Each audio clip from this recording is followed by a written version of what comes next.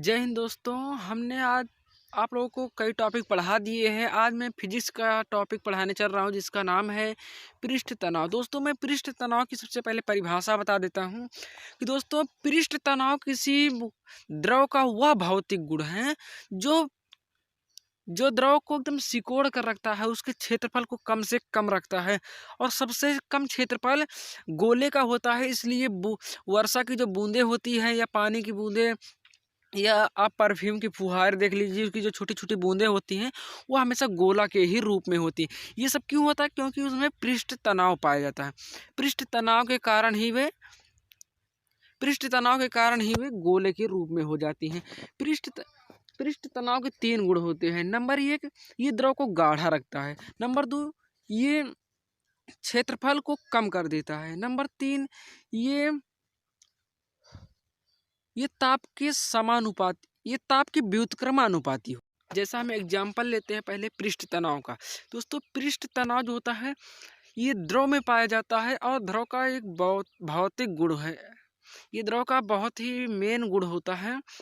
जैसे आप यहाँ पर देख रहे हैं, ये एक कण है और कण जो है ये पानी पर गिरा हुआ है और ये नीचे की ओर F बल लगा रहा है और पानी के गाढ़ापन के कारण पानी का जो पृष्ठ तनाव है वो ऊपर को FS बल लगा रहा है, जिसके वजह से आप देख रहे हैं ये पानी की बूंद बूढ़ नहीं पा मतलब नीचे नहीं जा पा रही। क्यों नहीं जा पा रही? क्योंकि नीचे द्रव में पृष्ठ तनाव बल बहुत ज़्यादा है और ये क्या, ये बूंद जो है बहुत, ये जो कण है ये बहुत छोटा है, इसमें बल बहुत कम है, इस वजह से ये नीचे नहीं जा पा रहा है।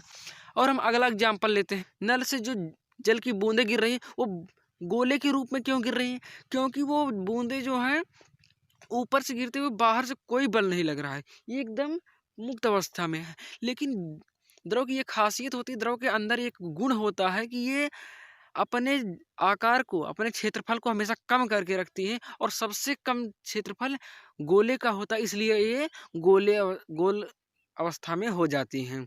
इसलिए आप गिरती हुई बूंद को देख लीजिए, वर्षा की बूंदें देख लीजिए या और परफ्यूम देख लीजिए, ये सब क्या होता है कि ये हमेशा गोल ही दिखेंगी। हम यहाँ पर देखिए तो ये एकदम सूखा हुआ है और एकदम इधर उधर फैला हुआ फहरा रहा है, उड़ रहा है।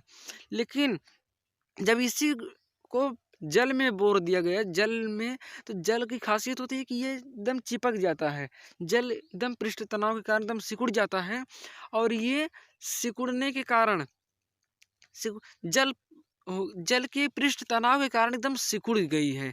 यही होता है पृष्ठ तनाव, क्योंकि एकदम सिकुड़ गई है। हम एक और एग्जाम्पल देखिए, इनका जो बाल है ये एक तरफ इधर भीगा हुआ है, इसकी वजह से यहाँ पर चिपक गया है। क्यों चिपक गया? क्योंकि ये मैंने पहले ही बता दिया कि जल में पृष्ठ तनाव होता है। जल हमेशा किसी भी वस्तु को एकदम चिपका लेती है। जल में पृष्ठ तनाव होने के कारण एकदम सिकुड़ा हुआ होता है और उधर देखिए उस तरफ आधे सिर के उस भाग में जल नहीं है, इस वजह से वहां पर उड़ रहा है बाल। मैंने ये तो बताया कि जो पृष्ठ तनाव होता है वह तापमान के व्युत्क्रमानुपाती होता है, यानी कि जहां पर तापमान तापमान अधिक होता है वहां पर पृष्ठ तनाव कम होता है और जहां पर तापमान कम होता है वहां पर पृष्ठ तनाव अधिक होता है। तो हर पृष्ठ तनाव वाली हर ठंडी वस्तु, मतलब जहाँ पर तापमान ना हो, हर वस्तु जो ठंडी वस्तु होती है वह सिकुड़ी हुई होती है। तो हम इस प्रकार से भी तो बता सकते हैं कि हर सिकुड़ी हुई वस्तु ठंडी होती है। एग्जाम्पल कि हमने बताया कि हर हर ठंडी वस्तु सिकुड़ी हुई होती है और हर वस्तु जो सिकुड़ी हुई होती है वह ठंडी भी होती है। परफ्यूम ठंडा क्यों लगता है? क्योंकि परफ्यूम की एक एक कण देख लिया जाए, एक एक कण, एक एक बूंद, तो वह सिकुड़ा हुआ होता है, इसलिए परफ्यूम जहाँ भी पड़ता है वहाँ पर ठंडा महसूस होता है। यही पृष्ठ तनाव होता है।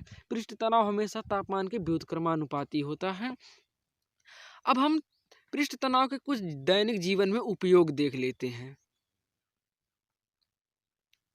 एक और एग्जाम्पल ले लेते हैं पहले कि देखिए, आप कभी भी चाय को देख लीजिए, चाय में जो होता है पहले जब गर्म रहता है तब उस पर मलाई नहीं बनती है, और जैसे ही चाय ठंडी होने लगती है उस पर धीरे धीरे मलाई बनना शुरू हो जाता है। क्यों बनना शुरू हो जाता है? क्योंकि उसका पृष्ठ तनाव धीरे धीरे आने लगता है, और जब गर्म रहता है तो पृष्ठ तनाव कोई नहीं होता है, लेकिन जब धीरे धीरे चाय ठंडी होती है तब इसका पृष्ठ तनाव आने लगता है, और पृष्ठ तनाव आने के कारण ये धीरे धीरे ऊपर का भाग सिकुड़ने लगता है। अब हम इसका